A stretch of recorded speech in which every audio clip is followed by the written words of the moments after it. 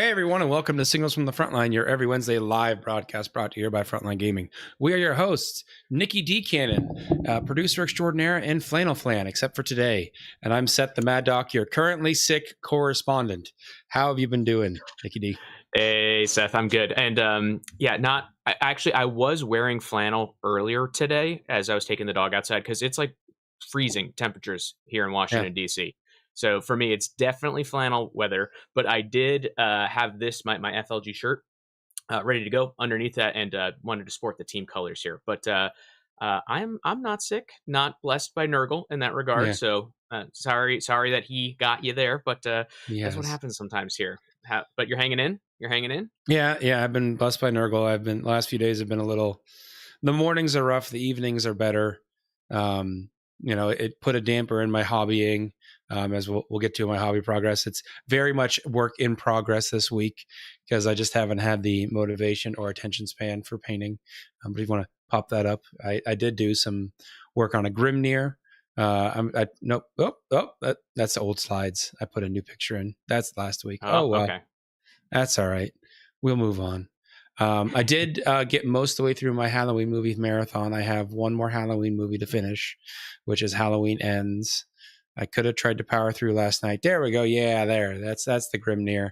So I tried doing some color shift for the cloak, and then I'm going back with a bunch of golds and blacks and seeing how it comes out. Might be a little too flashy, but I got a few more that I could paint up, or I could just strip this one. I found a really good product for stripping, so that's good. Paint stripping. I know where I was you guys gonna went. say. I was gonna say we need clarification. Thank you for adding that. What have you been up to, Nicky Dee?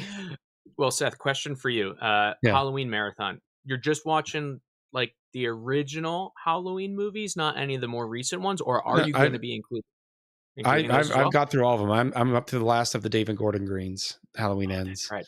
Okay. I liked that one actually. And I did not like Halloween Ends. Ooh, It was okay. It was a step too far. Okay. But on my end, I've been good. I mentioned last week I was going to be getting back into playing some 40K, and that I did. So met up with a friend to do a narrative Necrons versus Eldari game. So if you're watching the stream, you're able to see my image or my screenshot here. The premise for the game is we each brought a 2,000 point army. And we had some basic simple missions, or just, hold one, hold two, hold more for primary. We both agreed we were going to do tactical, just so we wanted to have, good play for it. The key thing with this, though, is that if you're looking at the image, you might see that we don't have objective markers going across the middle. And that's because we had 2 Satan, the Avatar of Cain, and the Incarn in place as the objectives in the middle. So the way this was set up was that basically worked in a counter system where if you did 2 actions, we'll call them, on a character, on one of those character objectives in the middle, that character would then activate and be a movable piece that would join your side in the battle. So we only played about half the game because we were having a narrative game and we were enjoying some food and maybe some beverages throughout the game. So we're going to be finishing the game next week, but we're through. I finished my top of turn 3, and I had just awoken the Nightbringer. He's going to get his turn. My opponent's going to get his turn, and he is going to be awakening the Avatar of Cain. So things are going to get real nasty, but we had a great time with it. So playing 40K, narrative, competitive, however you want to play it. Crusade. Crusade is still a thing in 10th edition. Yes, however you want to play your 40K, have your fun with it. This was a really great way to just get back into it after basically 2 months of not playing. All right. Yeah. And KR Quinn's pointing out, I think that's the pop-up terrain from Tabletop Titans. I believe it is, yes. Yeah. So that's the pop-up terrain from Tabletop Titans. One of our affiliates. Go support them. Yes. All right. Nicky Dee. Well, let's get into some industry news. I've seen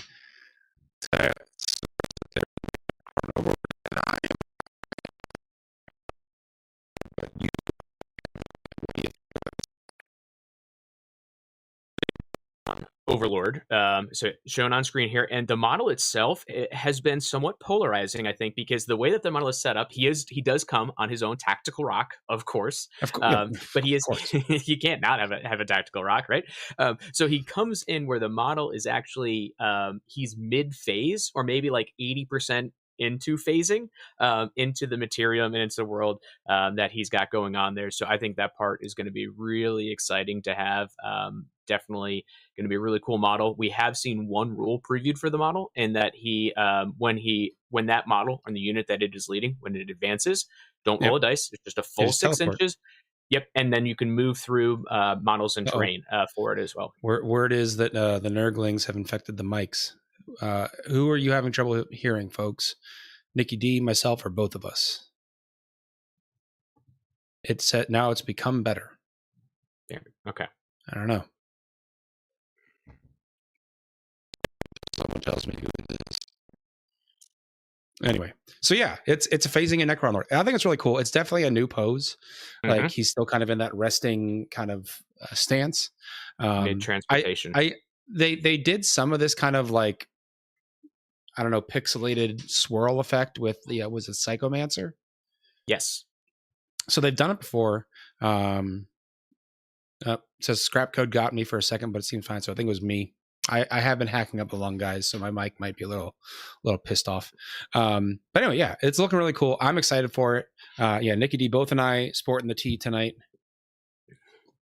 I've got Earl Grey in line with Captain Jean-Luc Picard, because that's the way you're supposed to drink tea. If it's good enough for Jean-Luc Picard in the 24th century, I'm a mint tea kind of guy, so tonight is spearmint. There you go. Okay. Yeah. Anyway, up next, do you know there's this thing called the Old World, and it's coming back? I do know about the Old World. So they actually have finally previewed some of the Old World rules, and they previewed the phase structure, which is now the stratagem phase, the movement phase, the shooting phase, and then the combat phase. And they kind of went in detail with the stratagem phase, and it sounds very much like the command phase of 40K, where compulsory tests are taken. Like they mentioned stupidity tests. That's an old thing from fantasy. That would be when you take your stupidity tests. They did point out that there is no more magic phase, that like 40K, magic is kind of broken up into when it is applicable. So for instance, if your magic ability is a shooting attack, that would be something that happens in the shooting phase. If they think it's called a translocation spell, if it's a spell that moves, then you cast it in the movement phase. And so the stratagem phase is where a lot of your enhancements and hexes and debuffs are cast. So that's kind of the important time to remember to do those. You can still rally your units and do leadership tests and things like that. So it looks like it's still got a lot of the mechanics that we have known previously from 8th edition fantasy. I actually have had some friends playing 8th edition fantasy recently, trying to kind of get themselves back in the mood for the Old World. So it's been interesting to see kind of some similarities there, but obviously they still have evolved the rule set some. I'll be interested to see how much it evolves, because I think there's definitely a step too far they could go here. That a lot of the nostalgia for the game is not just the lore and the aesthetics, but how the game played and functioned. So if they tinker with that mechanic a little too much, I kind of wonder if it'll lose some of the fans' attention. So, what do you think? Did you ever have any fantasy experience 8th edition? Fantasy was my game. That was how I got into Warhammer. I started maybe 5th edition Warhammer Fantasy, something like that. Went away for a couple of years and then jumped back in end of 7th edition for Warhammer Fantasy, and I played quite a bit through. That was when I really started getting back into being a Warhammer player, was 8th edition and the end times. So I love Warhammer Fantasy. I'm not going to be getting back into it at this stage, just because I do enough with 40K and I have limited time and budget. So I'm going to stick with what I have for the here and now. Yeah. I mean, I'm certainly, if a bunch of friends get into it, if it's a local thing, I'd play it. I don't know that if it's something I'm going to put on my travel queue of games, because like you, I don't have much bandwidth and time for travel games. So we'll see. All right. pre-orders for this week. There's kind of two big ones. The squats, aka the leagues of Votan, but in the Necromunda world, got a bunch of new models previewed and out for pre-order, which is really sick. For someone like me, a long time Votan player, for conversion purposes. Long time. But I was actually really excited about the Trader Champion console. Did you take a look at him? Yes, that is he looks super great. tight. And I looked at him and just immediately sent it to all my 40K friends. And I was like, find conversion uses for this. Go. So they were like, oh, yeah, we're going to cut that sword off. We're going to put a hammer on there. That boy's a Chaos Lord all day. Yeah, so. I really like the old style, the Horus Heresy armor. I feel like, especially for if you're playing any Trader Legion, it just works really well for that conversion purposes. Add a couple other bits. It can work as well for loyalist ones, but I think it just works so much better for the guys that are literally thousands of years old, or maybe they are, maybe they aren't, because the warp works in mysterious ways. So I think we'll see this model on 40K tables as well. Oh yeah, and just like he's got like a really ornate set of I think it's like Mark III armor. I think he's got like a little visor almost on the top of his helmet, which clearly shouldn't come down because then he can't see anything, but it still looks cool. He's got little armor plates all over his power pack on the back. So I'm that also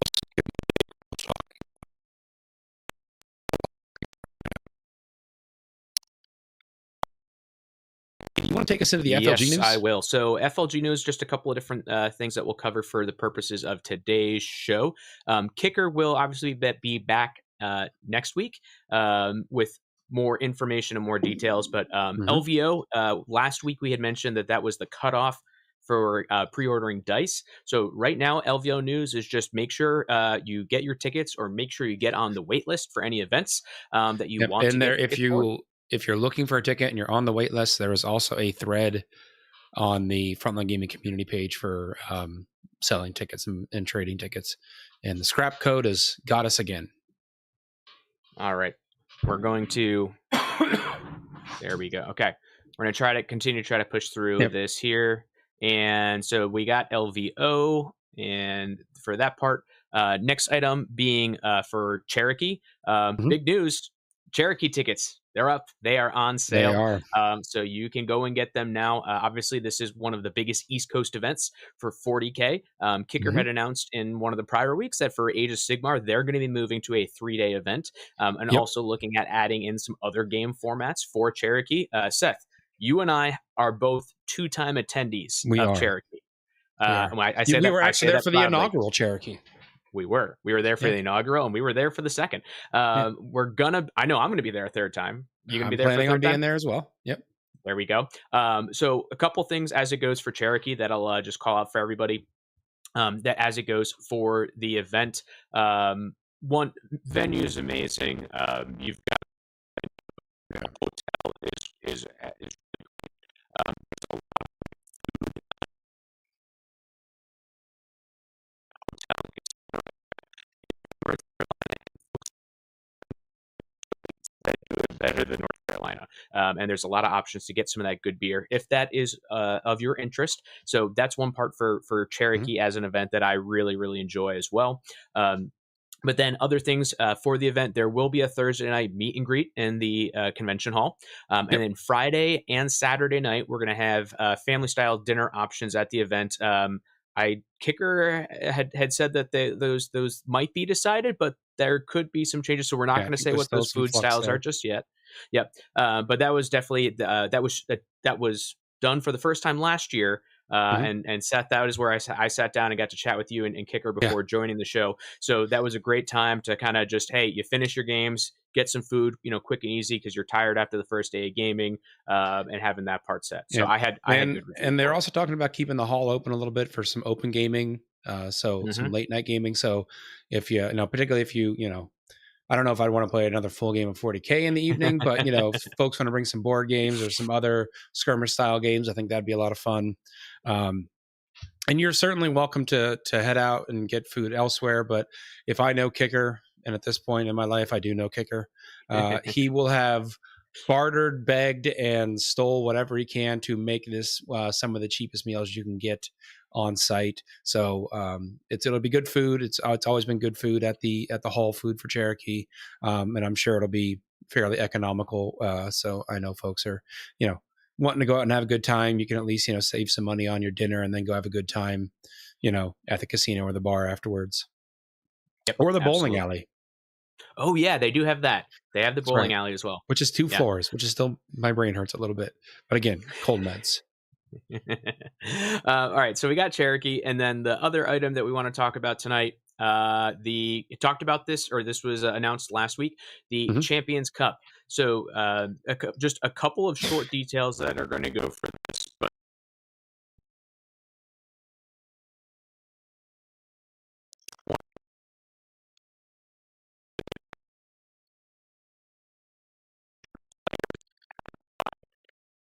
so that may already exceed I do what know the the kicker has capacity had to is go look for for the a event. new venue now, to try to make up capacity. Hey, Yep. that's the good problem. Yeah. So for folks, if you're interested with that, be sure to check that part out.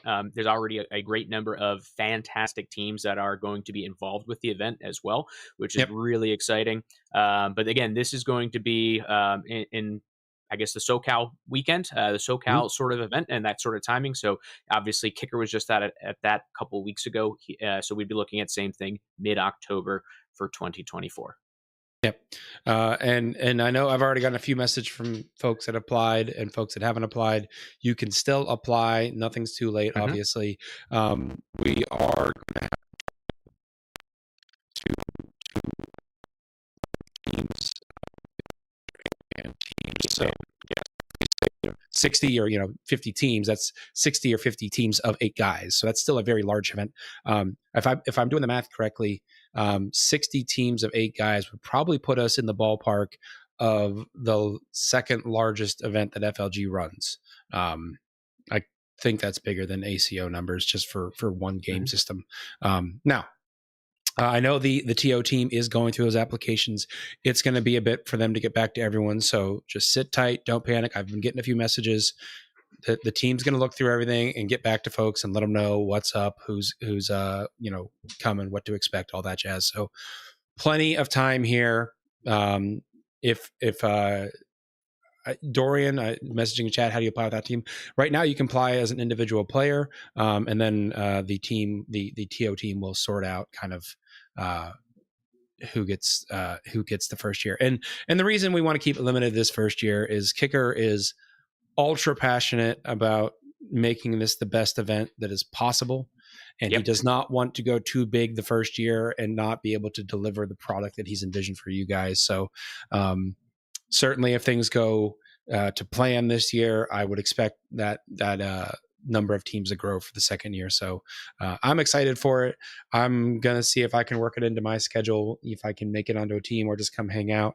We'll see. But it's going to be next October, which is kind of rough for me work-wise. But that's a different discussion, folks.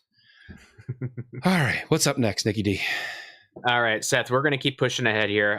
Did not put a signal short in for this week, but we'll go ahead and we'll jump into our main segment for tonight. And folks, give you a little bit of background when it comes to prepping and planning for these shows.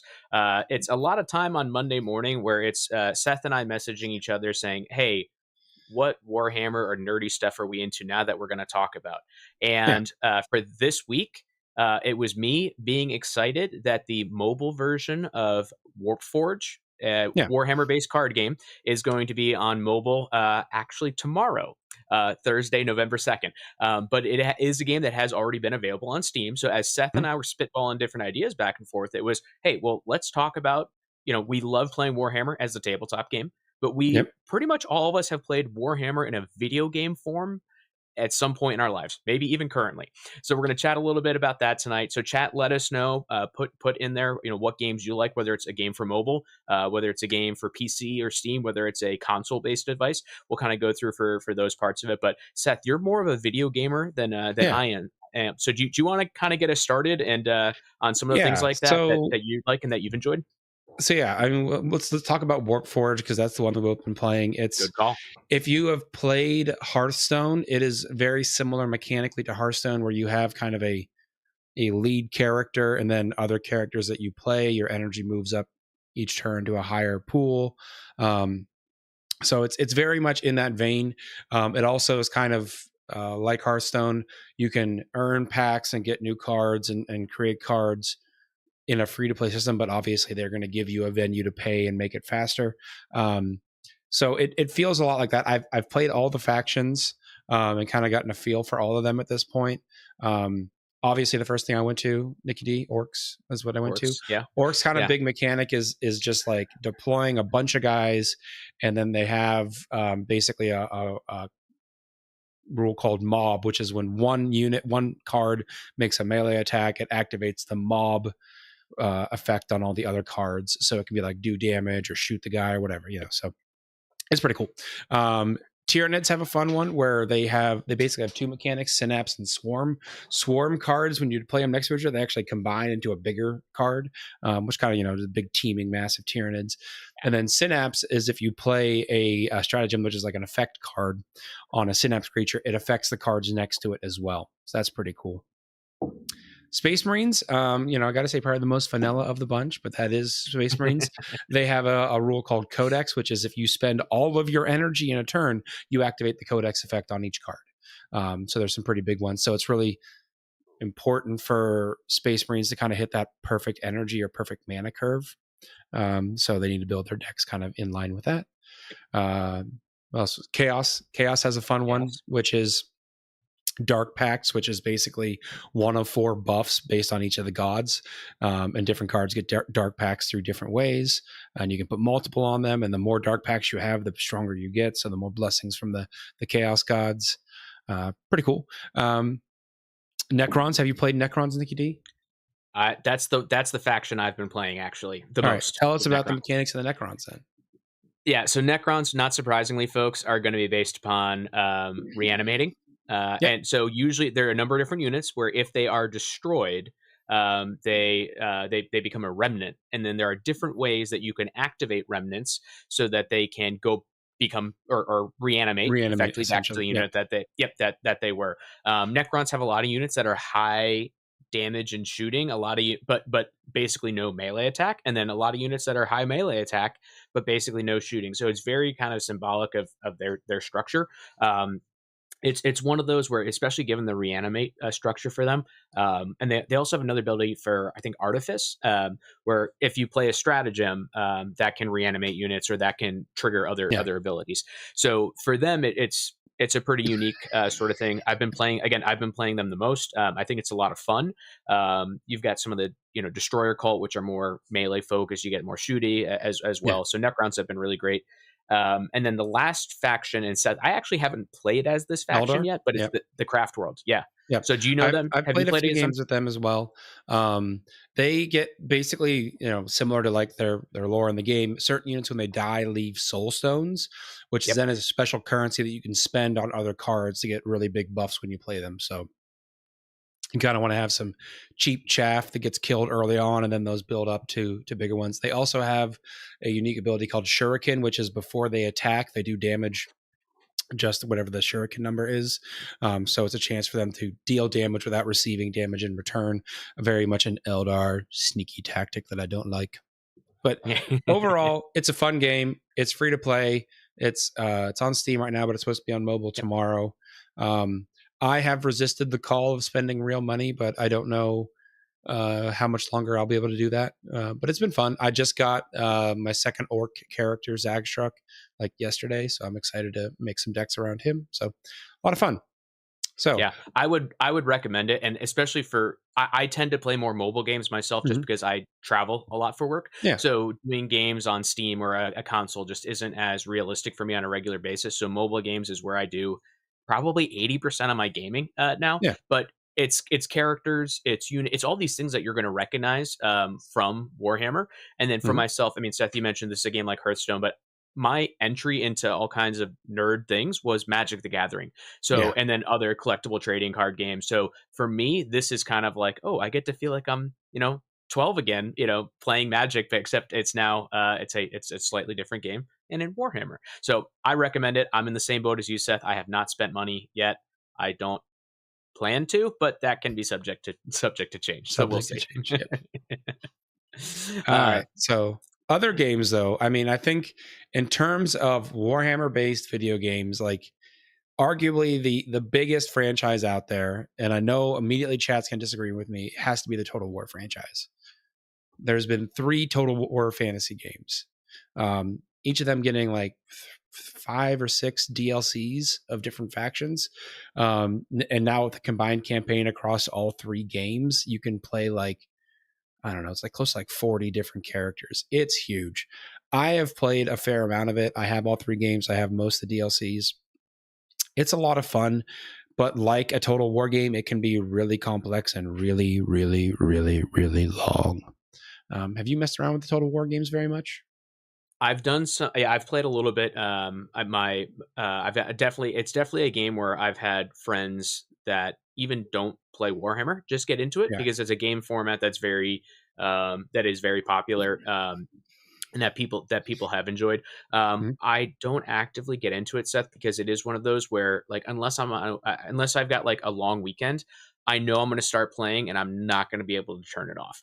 So Yeah. that's kind of my the part there where I don't want to get into it too much. But I would agree, Total War immensely popular. I think it's part of the big reason why folks are so interested in the old world as well, because it Yeah. is based upon in that setting, and it's such a popular game.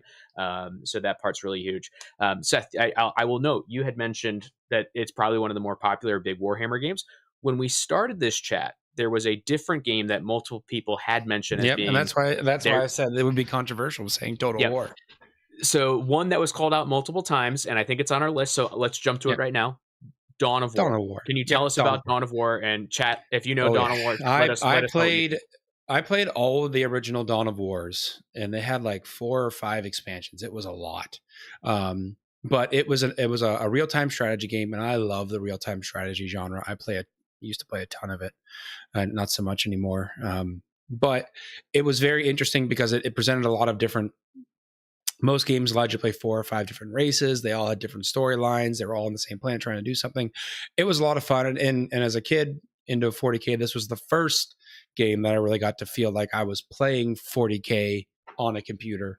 So I was excited to play it. I've played through Dawn of War 2, and they moved that one from a base concept of an RTS to kind of a squad based RTS, which was kind of sad. I like the base building. I like managing a base. I like deciding what troops I'm going to send out and all that fun. So, um, and then I unfortunately had not played Dawn of War 3.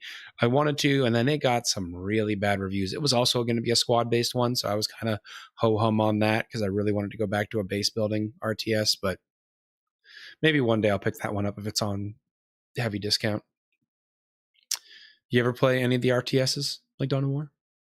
No, that No. really hasn't been in my wheelhouse. But I think that is when it comes to Warhammer games, Mhm.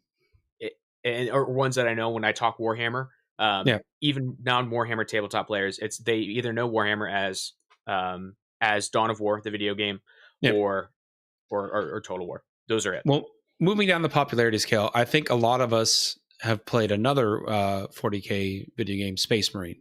And there's a second one coming out here, I think in like a year. Hey, GW, if you want to give your old boy Seth a preview, he'd be happy to play it and tell people about it. But it was a third person shooter, if I remember correctly. Yeah, it was third person, and you played as a ultramarine fighting his way through an orc infested and then ultimately chaos infested Forge World. So it's a lot of fun. It's kind of a hack and slash almost. Kind of if you've played like God of War, similar to that style. So it's a lot of fun. They're reviving it, the storyline. I get my hands on it. It's been maybe 10, 15 years old by now. It's a lot of fun though. You usually have the original game for sale pretty cheap on Steam, so definitely worth checking it out. Um, Back to the strategy category, I got like what 2 more games I've played, and then I think that's all my games. If you like 4X strategy, there's a game called Warhammer Gladius, which is a turn-based city building strategy game like Civilization, where you have a city, you build certain districts within the city, and then you can build units and go out and fight, and you can have a bunch of other cities. I kind of soured on that game because the rubber banding for the AI difficulty is hard. Like you're like, all right, I've cleared out this area. this area, there's no more enemies. I am good to move my forces off in another direction. And you complete kind of like a chapter and a quest, and it just like spawns the largest army anywhere like in the world right in that spot that you just left. That said, okay, I just cleared all the enemies out, and they're like, what if there was a giant army there right now? And you were like, well, I'm about to get screwed. So it's a little rubber bandy like that. I know some people that are really into it. Then the last one, which is probably I guess the second newest one, is Dark Tide, which is kind of that first-person shooter, squad-based shooter, kind of similar to like the old zombie games, Left 4 Dead. I've had a lot of fun with it. They recently have done some revamps on it, so I've been hopping back in and playing. Not right now in my cold med status because I don't have the reaction time for that, but still a lot of fun, super enjoyable, and I think it's very similar to a game on your list. I think so. Which one? You Vermintide here? Vermintide, yeah. So Vermintide, and I'll go through some of the games that I listed here, but yeah, Vermintide. As much as I love Skaven, it's a game about really going off and fighting the Skaven, which you think I wouldn't really be into, but it's Skaven everywhere. I get to see Skaven everywhere on screen, and it's a game where I've played online with my brother. Him and I grew up playing Warhammer Fantasy together. He was a Lizard Man, now Seraphon, player. He doesn't play Warhammer anymore, but he still plays the video games, and that's one of those where like, hey, we can get together and talk Warhammer or do something in a Warhammer world, even if he's not active in the tabletop game. Yeah. So I love Vermintide. I think that's a great game. I pick it up still every once in a while and I'll play it just when, hey, I've got some time to kill, or wanting to dip my toes back into that as a setting. But so I love that. The other as we started talking about Warpforge, also I guess the game that came before it is a game called Legions, and it was a Horus Heresy. So really only Space Marine based version of that game. I've played that for quite a bit because again, travel a lot for work, so I'm on my phone a lot. Don't have a system, so I've really enjoyed that. But a couple other games that I would throw out there, another mobile one, and I know our friends over at Grim After Dark were big on this game for a while when it was released, and that is Tacticus. Oh yeah, I played that. Have you? Okay, so Seth, have you played the orcs? I assume you played the orcs. Yeah, it took a while to unlock them, but yeah, I played them. So yeah, I still actively play Tacticus. They're actually just now going through their Tyranids release as a faction, which I'm really excited about. But that is one where you have to, you go. There's different forms of gameplay, building up your characters. I think most of my highest ranked characters in that game, not surprisingly, are Chaos characters because hey, I love the Chaos guys. So a couple of Death Guard characters, a couple of the Black Legion characters. Really love that game. It's easy for me as I'm walking the dog to get a couple rounds in, do some raids, other things like that. So love Tacticus, very easy to do. And then the other game that I would note here that I played quite a bit for that period of time in 2020 and 2021, just when couldn't really go out and do a lot. This is another Warhammer old world game. It's called Chaos Bane. So this is kind of an RPG campaign style game. You get to play as a character and go through different missions, collecting your resources so you can level up your character. This was a game where you can I really, really loved Chaos Bane. I think I've played it through and I got the expansion for it as well. I think I played through as all the characters, and it was a game where I was able to play during COVID times, online sessions for 4 to 6 hours at time on Saturday and Sunday mornings while I was not going anywhere. So it was a world that I loved, characters that I loved, and it was really focused on the chaos as the enemy in the old world fantasy. So absolutely love that game. As much as I love playing my tabletop games related to Warhammer, whether it's Old World, Age of Sigmar, or 40K, video games are still a great escape into the hobby. So, Seth, as we kind of close out the main segment or main section for tonight, anything else that we kind of didn't hit, or anything else that chat had noted as a game maybe that we missed? Yeah. Chat pointed out that they recently released a Bolt Gun, I think it was called. Not Bolt oh, yeah. Which was like a Doom style first person shooter. That one was on my list along with like Hired Gun. I heard good things about that. They're both on my like Steam wish list. Next time there's probably a big sale, I'll probably pick them up and add them to the library. But I try to keep one or two like games like the one I'm playing at a time. I try not to have multiple because I tend to lose focus. Yep, I get that. So, cool. All right. Well, let's hit the network news. Our friends over at Grim After Dark, boy, did they have a hell of a week, because there are some big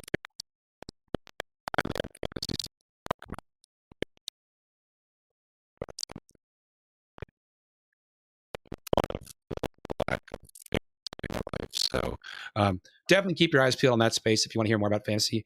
Our friends over at Tabletop Life today put out their National Tabletop League announcement. So go check that out. I'm excited for those guys. I wish them luck. I'm probably locally signing up for some of the teams there to help them out, but it's a circuit of team events. So that's pretty cool. And then our friends over at Crash Course Hobbies put up a video where they try to paint an entire 2,000 point Tau army in 3 days. Oh boy! So it is some technique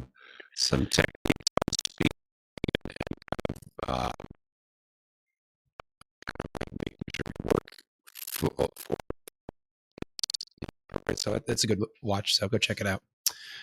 All right, let's get into some community highlights. You ready to bring those up? Yes, I am. All right. Oh, I hit the wrong button here. All right, let's go ahead into this. So there we go. Images are up. All right. First one. All right. First one up, we've got Patrick Martin, and this is a Norn emissary, I believe, based on the brain bits on its head. I think that makes it the emissary, not the assassin. But 200 players in chat. Correct me if I'm wrong. I am Tyrannid curious, by the way. I'm curious to play basically all of the Xenos except for Craft Worlds and Drukhari and Harlequins because I have standards. But obviously he's done a lot of work on the base, which is really cool. Kind of breaks it up, particularly when we have a lot of these models that have tactical rocks. Doing something to break your base up and make your base a little different, I think, is a good idea. So good work there, Patrick.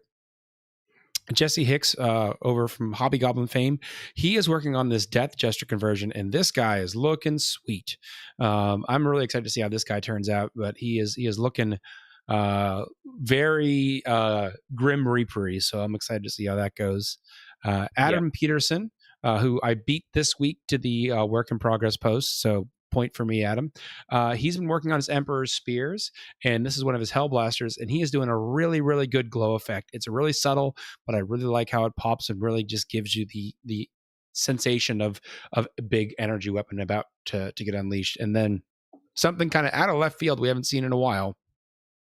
Mark Lichlord posted a regiment that he's working on for Kings of War. So square basing is just back in everyone's blood this week and getting everyone going. He's doing some amazing work there. That fade on those blades is amazing, and that banner highlights is crisp. So great work there, Mark. So that is all I had this week for us, Nicky Dee. And do you have any final thoughts for the night? Yeah, actually, there's one of the things that I've been meaning to bring up, right? I've only been back on the show. This is the second week I've been back since I was out.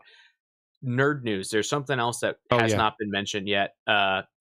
If you're a fan of The Boys, the show on Amazon, there is a series, Gen V.